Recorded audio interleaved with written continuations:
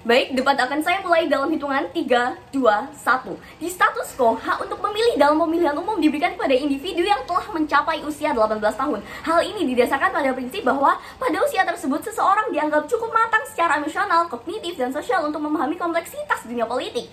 Namun, masih ini meyakini bahwa siswa yang telah menyelesaikan jenjang pendidikan tertentu meskipun usianya di bawah 18 tahun seharusnya diberikan hak untuk memilih, dan kami menolak secara tegas mosi tersebut. Tujuan tim kami adalah untuk menunjukkan bahwa pemberian hak suara kepada siswa di bawah 18 tahun itu meskipun mereka sudah menyelesaikan jenjang pendidikan tertentu berpotensi merugikan kualitas demokrasi.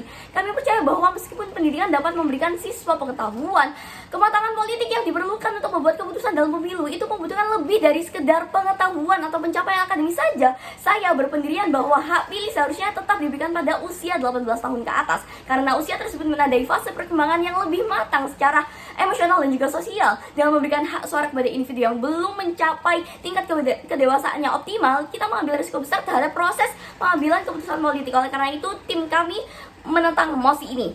Mari masuk ke dua argumen utama, argumen prinsip dan argumen praktis. Mari kita bahas satu persatu. Satu, argumen prinsip. Apakah pendidikan formal di jenjang tertentu benar-benar mampu memberikan mereka kapasitas politik yang cukup matang dan setara dengan pemilih dewasa dalam hal tanggung jawab politik dan kemampuan mengambil putusan rasional terkait masa depan negara? Usia 18 tahun telah ditetapkan sebagai batas minimal karena dia anggap sebagai titik di mana seseorang telah mencapai tahap kedewasaan emosional yang diperlukan untuk berpartisipasi dalam pengambilan keputusan penting yang mempengaruhi kehidupan orang banyak. Meskipun siswa yang telah menyelesaikan jenjang pendidikan tertentu mungkin memiliki pengetahuan teoritis tentang politik, namun pengetahuan itu tidak cukup. Proses pengambilan keputusan politik yang berkaitan dengan jam terbang, di mana pengalaman dan kemampuan berpikir jangka panjang, kemampuan untuk menilai dampak dari berbagai kebijakan, serta pemahaman mendalam tentang kompleksitas sosial dan ekonomi harus benar-benar memadai. Semua ini terkait dengan kematangan emosional yang dalam banyak kasus belum sepenuhnya berkembang pada individu di bawah 18 tahun. Menurut penelitian dalam bidang psikologi, perkembangan otak manusia yang bertanggung jawab untuk pengambilan keputusan tidak sepenuhnya berkembang hingga usia 25 tahun. Ini berarti bahwa sebelum usia tersebut individu cenderung lebih impulsif dan kurang mampu memperhitungkan konsekuensi jangka panjang dari tindakan mereka. Sebagai contoh, pada beberapa eksperimen yang dilakukan oleh psikolog, remaja lebih rentan terhadap pengaruh kelompok dan cenderung mengikuti opini mayoritas bahkan ketika mereka tahu keputusan itu salah. Hal ini menunjukkan bahwa dalam konteks pemilihan umum, siswa di bawah 18 tahun bisa saja lebih mudah dipengaruhi oleh tren atau propaganda sesaat daripada benar-benar mempertimbangkan kepentingan jangka panjang.